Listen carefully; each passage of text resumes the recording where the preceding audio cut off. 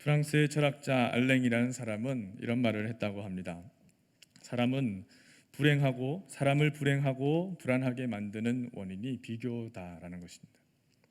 비교함으로써 타인과 자신을 비교함으로써 자신을 낮게 비하하는 것에 대해서 그것을 내면의 폭군이라고 표현하기까지 합니다. 참 맞는 말인 것 같습니다. 대부분의 사람들은 자신보다 불행한 사람하고는 잘 비교하지 않습니다. 자신보다 조금 처지가 어려운 사람하고는 비교를 하지 않고 오히려 자신보다 더 나은 사람과 비교를 하는 경향이 있는 것이죠. 예를 들면 중형차를 타고 다니는 사람이 소형차를 타고 다니는 사람보다 감사하구나 라고 고백을 하는 것이 아니라 오히려 더 큰 차, 대형차를 타고 다니는 보면서 나는 부족하고 불행하다 이렇게 비교를 하면서 살아가는 그런 경향들이 있다라는 것이죠. 그래서 알랭이란 사람은 비교하지 않고 감사할 수 있는 것이 행복할 수 있는 비결이다 이렇게 말을 합니다. 바라기는 우리 귀한 왕중의 성도님들, 주님께서 우리를 구원하여 주셨고 또 제3의 은혜를 누리고 살아가는 우리의 삶이 하나님께 늘 감사하고 행복한 삶임을 고백하는 성도님들의 삶이 되시기를 축복합니다. 오늘 본문의 배경이 되는 초대교회의 모습을 보면 여러 가지 갈등 때문에 또 이런 비교와 관련된 갈등 때문에 또 어려움을 겪는 모습을 보게 됩니다. 오순절 이후에 돌아오는 사람들이 많아지면서 초대교회의 공동체는 복잡한 문제들을 조금씩 가지게 되죠. 사람들이 많아지면 문제들이 조금씩 생기게 마련이죠. 그런데 헬라파 유대인과 히브리파 유대인 사이에 미묘한 갈등이 빚어지는데 그 표면상의 이유는 헬라파 유대인들의 과부들이 날마다 받는 그 구호 음식을 받는 데에 조금 소홀히 받는 경향이 있게 되었다라는 것입니다. 사소한 먹을 것의 작은 차이지만 이런 갈등이 그때 당시에 1세기의 팔레스타인의 배경에서는 참 많이 빈곤했기 때문에 그렇기 때문에 사소한 문제만은 아니었을 것입니다. 그런데 사실 이 문제는 그야말로 표면적인 문제이고요. 더 근본적인 문제는 두 계열의 유대인들의 갈등에 있었습니다. 헬라파 유대인과 또 히브리파 유대인들의 그 전통과 문화가 충돌하는 문제가 있었던 것이죠. 예를 들면 율법을 중시하는 히브리파와 또 성령의 역사를 중시하는 헬라파 유대인들 사이에 다양한 갈등들이 있어 왔던 것입니다. 사도들은 이 문제를 알게 되고 또 그 갈등을 조금 완화하고자 헬라파 사람들 중에서 성령과 지혜가 충만한 사람 7명을 뽑아서 집사로 세우게 됩니다. 우리가 잘 알고 있듯이 이것은 처음에는 갈등 조정에 대한 어떤 문제 해결로 세워졌지만 나중에는 참 많은 복음 선포에 중요한 역할을 하는 데에 이르기까지 합니다. 우리가 잘 알고 있는 유명한 사람이 누가 있습니까? 스데반과 빌립이 있죠. 스데반은 최초의 순교자가 되었고 빌립은 사마리아와 에티오피아 여왕 간다게의 재정을 관리하는 내시에게 복음을 전하는 그런 사역 가운데 사용되므로 에티오피아 선교의 문을 열게 됩니다. 그러니까 초대교회 공동체에 일어났던 이 헬라파와 히브리파 사이에 있는 그 문제가 결국에는 복음 전파를 감당하게 되는 그런 놀라운 유익함으로 결과가 돌아오게 되었다는 것이죠. 사도행전 7장에는 스데반의 죽음에 대해서 누가가 이렇게 표현을 하고 있습니다. 59절, 60절의 말씀을 보면 그들이 돌로 스데반을 치니 스데반이 부르짖어 이르되 주 예수여 내 영혼을 받으시옵소서 하고 무릎을 꿇고 크게 불러 이르되 주여 이 죄를 그들에게 돌리지 마옵소서 이 말을 하고 자니라 라고 말합니다. 스데반은 이렇게 순교를 합니다.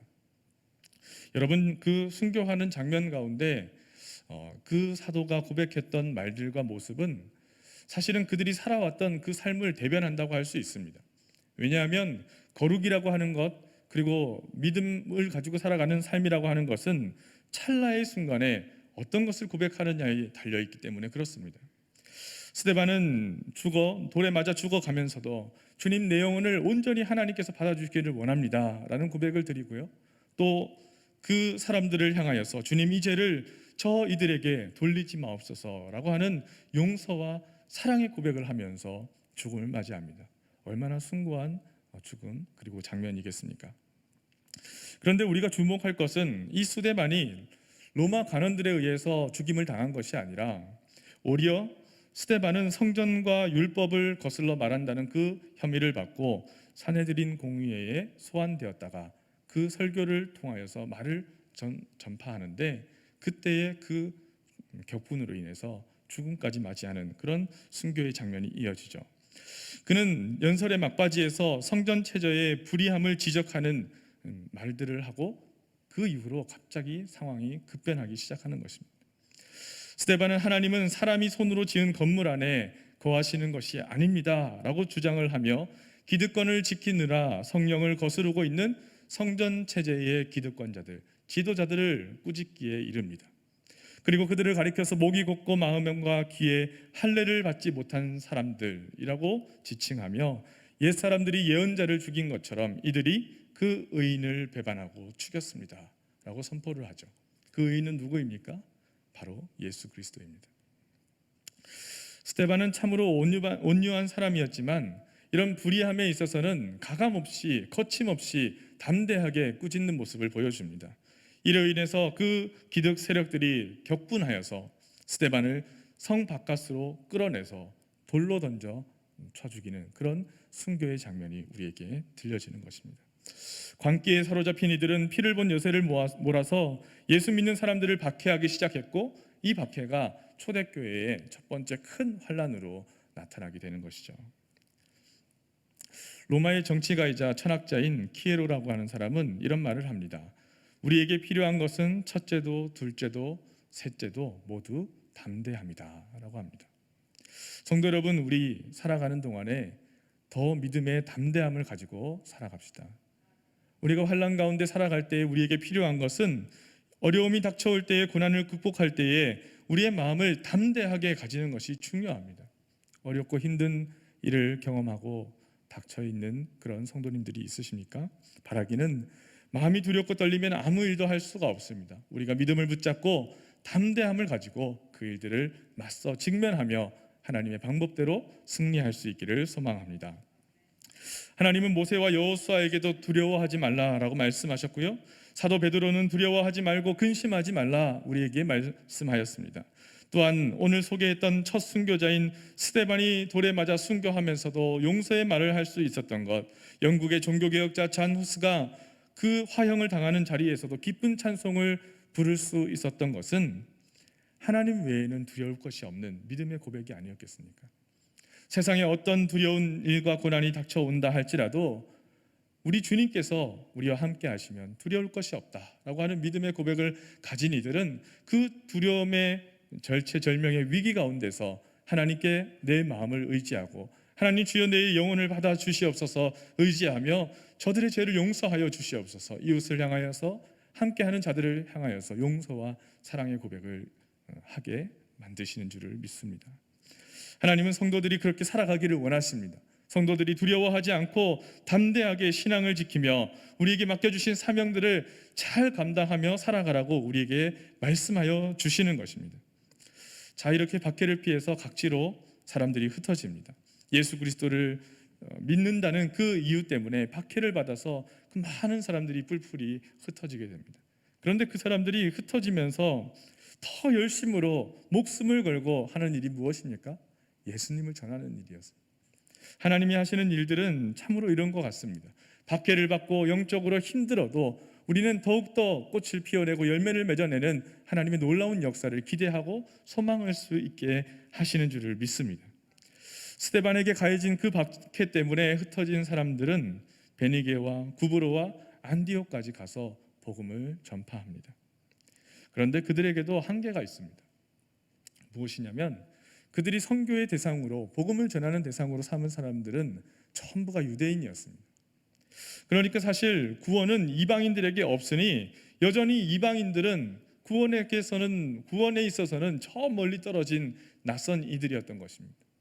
우리가 복음을 전하는데도 우리에게 낯선 이들이 있습니다. 이들은 복음을 들을 만한데 저들은 복음을 들을 필요조차 또는 구원이 있을 수 없는 사람이라고 생각하는 부류와 많은 사람들의 어떤 경계가 우리에게 있지는 않으십니까? 예수님은 특별히 이 모든 세상의 경계를 허물며 살아가셨기 때문에 우리가 예수 그리스도를 믿고 살아간다라고 하는 것은 우리도 우리의 삶에서 그 경계를 완전히 허물고 장벽을 허물고 경계를 허물어 그 가운데 사랑을 전하는 삶으로 살아가야 하는 것이죠.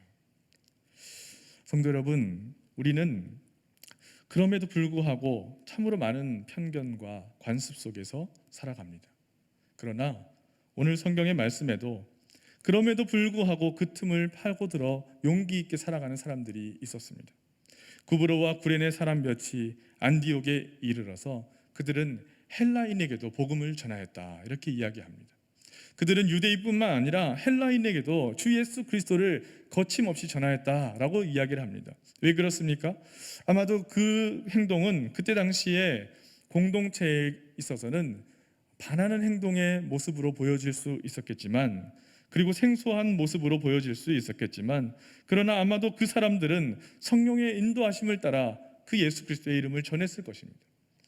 그들이 살아왔던 삶에서 아마도 하나님께서 마음의 감동을 주셔서 이방인들에게, 낯선 이들에게, 유대인이 아닌 누군가에게도 구원의 기쁜 소식이 들려져야 한다라고 하는 마음의 감동으로 그들은 그런 일들을 행했던 것이죠.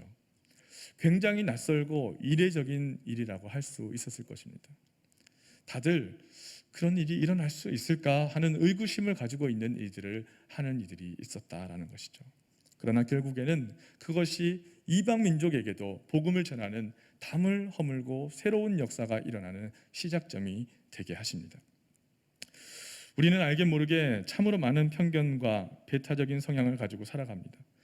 벽을 허물어야 하는데 오히려 벽을 견고하게 세우면서 살아갑니다. 복음을 전하고 나누는 대상도 우리에게 익숙한 사람으로 한정되어져 있고, 우리의 사랑을 표현하는 대상도 우리가 알고 있는, 우리가 정하고 있는 그 범위에 한정된 사람들 안에서만 사랑을 나누고 있지는 않으십니까? 문화가 다르기 때문에, 억양이 다르기 때문에, 생각이 조금 다르기 때문에 불편한 만남들은 거부하고 복음의 확장들은 거부한 채 우리 테두리 안에서 살아가는 모습은 없으십니까? 때로는 용기 있는 낯선 그 만남이 우리의 삶을 확장시켜 줍니다. 그러니 성도 여러분, 담대함을 가지고 살아가시되, 용기를 가지고 살아가시되, 복음을 전할 수 있는 믿음을 가지고 살아가시되, 낯선 곳으로, 낯선 이들을 선입견과 배타적인 마음을 버리고 만나고 전하십시오. 자기에게 익숙한 세계에 집착하는 사람은 그 세계에 고착되어 버리는 사람입니다. 다른 이들을 만나려 하지 않는 사람이죠. 그러나 예수님은 분명히 낯선 그곳으로, 아무도 만나지 않는 그 연약한 이들에게, 가부와 고아와 그리고 천대받고 헐벗은 그들에게 다가가셔서 그들의 상처를 싸매시고 그들의 말에 귀를 기울이시고 그들의 행복을 위해서 복음을 전해 주셨습니다. 그래서 히브리서 기자는 이런 말을 고백합니다. 히브리서 11장 13절의 말씀에 이 사람들은 다 믿음을 따라 죽었으며 약속을 받지 못하였으되 그것들을 멀리서 보고 환영하며 또 땅에서는 외국인과 나그네임을 증언하였으니 라고 말합니다. 그러니까 믿음을 가지고 살아가는 믿는 이들을 가리켜서 외국인과 나그네 같은 삶을 살아갔다라고 증언하고 있는 것이죠. 성도 여러분, 우리의 삶이 그렇다면 외국인과 나그네 같은 삶을 살아가는 사람들이라고 할진데, 우리는 계속적으로 안전하고 익숙한 그것을 공유하고 또 누리는 것에만 열중하고 있지는 않으십니까? 또 예수님께서 운명하시던 순간, 마태복음 27장에는 이렇게 그 순간을 표현하고 있습니다. 이에 성소 휘장이 위로부터 아래까지 찢어져 둘이 되고 땅이 진동하며 바위가 터지고. 그러니까 예수님의 삶도 성소 휘장이 위에서부터 아래로까지 두 폭으로 찢어지는 것과 같이, 땅이 흔들리고 바위가 갈라지는 것 같이 이전의 토대를 다 뒤흔들고 갈아엎으시는 사역을 하셨다. 그것이 종례에는 그렇게 표현이 되었다라고 하는 것을 성경은 말해줍니다. 누가는 주님의 손이 그들과 함께 하셔서 많은 사람들을 주님께로 믿고 돌아오게 하셨다라고 표현을 하고 있습니다. 그러니까 우리 주님께서 하신 가장 귀한 사역, 가장 주된 사역은 바로 담장을 허무는 것이었다라는 거죠. 성도 여러분, 우리도 담장을 허물어야 합니다. 집 문을 열고, 요즘은 꼭꼭 닫고 살아가지만 문을 열고 담장을 낮추고 누군가가 우리의 집 가운데, 우리의 바운더리 가운데, 공간 안에 들어와서 환대받고 즐거워하며 환영받고 사랑을 나누며 살아갈 수 있는 그런 마음의 자세를 가지고 살아가야 한다라는 것이죠. 이제 안디옥에서 많은 사람들이 죽게 돌아오고 있다는 소식을 들은 예루살렘 교회는 바나바를 안디옥으로 파송합니다. 구브로 태생의 레위인인 바나바의 본명은 요셉인데 사도들은 그에게 위로의 아들이라고 하는 뜻으로 바나바라고 하는 별칭을 붙여주기에 이릅니다. 오늘 본문에는 누가가 바나바를 소개하는 말이 이렇게 나타나죠. 바나바는 착한 사람이요 성령과 믿음이 충만한 사람이라. 이에 큰 무리가 주께 더하여 지더라. 아멘. 착한 사람이라는 표현이 나타납니다. 성령과 믿음이 충만한 사람도 좋은 표현인데 그 표현보다 더 앞서서 바나바는 착한 사람이다라고 이야기하는데 이 착함이라고 하는 것은 철저하게 나와 이웃과의 관계에서 증명되고 나타나는 그런 표현이라고 할 수 있습니다. 여러분, 바라기는 소망하기는 착한 사람들이 되십시오. 할렐루야. 우리 주님께서는 우리에게 착한 사람, 착한 성도들로 살아가라고 말씀하십니다. 성령과 믿음이 충만한 사람이지만 그러나 그에 앞서서 우리의 심성이 누군가와 연결되고 누군가와 나누고 누군가와 함께 할 수 있는 착한 사람, 배려할 수 있는 기본적인 태도를 가지고 온유함으로 살아가는 그런 착한 성도들로 살아가라 말씀하시는 것이죠. 이에 큰 무리가 주께 더하여지더라. 이에라는 말은 그래서라고 하는 접속 부사입니다. 참 마음에 와닿습니다. 그러니까 그래서 착한 사람 바나바가 믿음과 성령이 충만했는데 그런데 그래서 이에 많은 사람들이 많은 큰 무리가 주께 더하여졌다라고 하는 거예요. 착한 성도로 살아갈 때 주님께서는 우리를 사용하여 주셔서 우리의 삶이 복음의 증거가 되게 하여 주셔서 큰 무리가 주님께 돌아오는 그런 주님의 전도 사역에 우리의 삶을 사용하시는 줄로 믿습니다. 바나바는 거기에서 그치지 않습니다. 고향 다소에 치과하고 있던 사울을 찾아가서 그를 설득하여서 안디옥으로 데려옵니다. 사울을 생각해 보면 유대교에 남다른 열정을 가지고 있던 그 사울은 다메섹으로 돌아가는 그 길 가운데서 주님을 만납니다. 그리고는 전혀 다른 새로운 길을 선택하고 박해자에서 오히려 복음 전도자로 그 인생을 완전히 뒤바꾸는 역전의 삶이 됐죠. 그런데 아무리 그래도 지금까지 박해자로 소문이 난 그를 세상 가운데 끌어줄 사람이 필요했는데 바로 그 역할을 착한 사람, 성령과 믿음이 충만한 바나바가 손을 내밀어서 사울을 끌어내주게 되는 것이죠. 사울의 존재 속에 있던 바울이라고 하는 그 잠재되어 있던 존재를 파악하고 위대한 선교사로서의 그 모습을 보며 그것을 손을 내밀어 이끌어주는 일을 감당했던 사람이 바로 바나바의 모습이 되는 것입니다. 성도 여러분, 그런 의미에서 우리는 누군가에게 손을 내밀어 그 길을 열어줄 수 있는 사람이 되어야 합니다. 방황하고 힘들고 어렵고 격려가 필요하고 도움이 필요하고 따뜻한 마음이 필요한 사람들에게 그 사람에게 손을 내밀어서 그 자리, 칩거하고 있는 고난과 환난과 박해의 궁핍한 자리 가운데서 격려하고 일어설 수 있는 그런 도움의 손길을 내미는 사람, 그 사람이 성도의 손이 되어야 한다는 것이죠. 예수님의 손이 그러하였습니다. 지금 착한 사람 바나바의 손이 그러하였습니다. 성도의 손이 격려의 손이 되고 도움의 손이 되고 위로의 손이 되고 누군가의 길을 열어줄 수 있는 손이 될 수 있기를 간절히 소망합니다. 바나바는 그렇게 사울과 함께 안디옥에서 1년을 머물면서 많은 사람들을 가르칩니다. 그리고는 그곳 가운데서 비로소 그리스도인이다, 처음으로 그리스도인이다 라고 하는 호칭을 얻게 되는 것이죠. 그리스도를 믿고 그리스도를 따르는 이들이라 라고 하는 이름으로 불리어지게 되는 것입니다. 할렐루야. 대림절의 절기를 우리가 지나가고 있습니다. 성탄의 기쁨을 많은 이들이 노래하고 있습니다.